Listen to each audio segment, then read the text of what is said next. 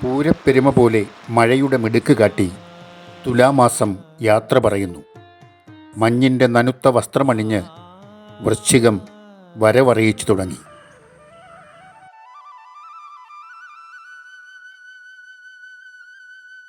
ഇത് കടവല്ലൂർ ശ്രീരാമസ്വാമി ക്ഷേത്രം. നൂറ്റാണ്ടുകളുടെ പാരമ്പര്യത്തിനൊപ്പം അപൂർവങ്ങളായ നിരവധി ചടങ്ങുകൾക്ക് കൂടി വേദിയൊരുങ്ങുന്ന പുണ്യക്ഷേത്രം.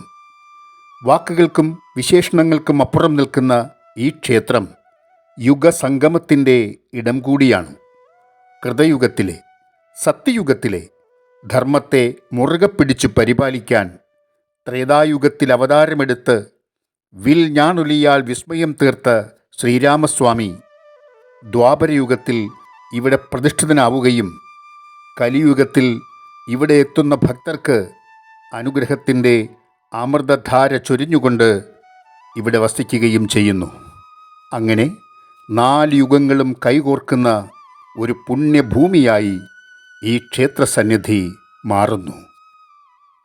എത്രയോ തലമുറകളുടെ പ്രാർത്ഥനയും പരിശ്രമങ്ങളും ഈ പുണ്യക്ഷേത്രത്തിന് ഊർജം പകർന്നു. ഉത്തമ ശിലകളിലെ നിർമ്മാണത്തിൻ്റെ കൈക്കരുത്തും ഈടുറ്റ ദാരുശില്പങ്ങളുടെ മിഴിവും ഈ തലമുറയോട് പറയുന്നത് ജ്വലിച്ചു നിന്ന ഒരു സംസ്കൃതിയുടെ കഥ കൂടിയാണ്. കടവല്ലൂർ ക്ഷേത്രം ചരിത്രത്തിൽ സുവർണാക്ഷരങ്ങളാൽ അടയാളം തീർക്കുന്നത് അന്യോന്യം എന്ന വേദപരീക്ഷയിലൂടെയാണ്.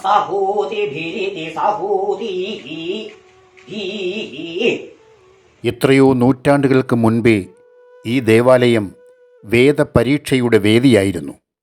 വേദപണ്ഡിതന്മാരുടെ തർക്കവിതർക്ക സാന്നിധ്യം കൊണ്ടും നാട്ടുകാരുടെ ഒത്തൊരുമയോടെയുള്ള പങ്കുവയ്ക്കലുകൾ കൊണ്ടും ഇവിടം ധന്യധന്യമായിരുന്നു.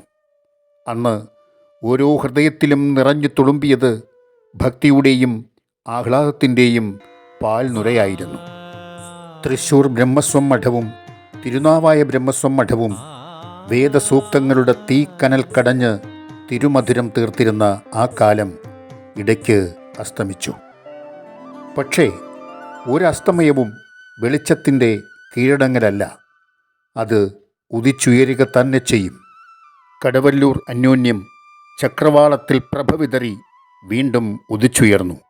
പുതിയ തലമുറ പൂർവികരെ അനുസ്മരിച്ചുകൊണ്ട് അന്യോന്യത്തിൻ്റെ ഉത്തരവാദിത്വം ഏറ്റെടുത്തു. 2025 കടവല്ലൂർ അന്യോന്യം തുലാം 29 മുതൽ വൃശ്ചികം 10 വരെ, നവംബർ 15 മുതൽ 26 വരെ നടക്കുകയാണ്. അതിൻ്റെ മുന്നൊരുക്കങ്ങൾ പൂർത്തീകരിക്കപ്പെടുകയാണ്. പഴയ പ്രതാപത്തിന് കാലം ഏൽപ്പിച്ച മങ്ങലുകൾ മിനുക്കി ജ്വലിപ്പിച്ചുകൊണ്ട് കടവല്ലൂർ ക്ഷേത്രം, കടവല്ലൂർ എന്ന ഗ്രാമം അന്യോന്യത്തിന് ആതിഥ്യമരുളാൻ ഒരുങ്ങുന്നു.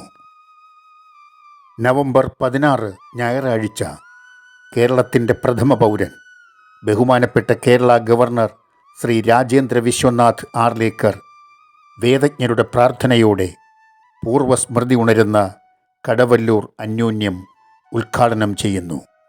തുടർന്ന് 10 ദിവസങ്ങളിൽ പ്രഭാഷണങ്ങളുടെ അർത്ഥവ്യാപ്തിയും ക്ഷേത്രകല ഉൾപ്പെടെയുള്ള മറ്റു കലകളുടെ രാഗതാള ലയ സമന്വയവും നടക്കും.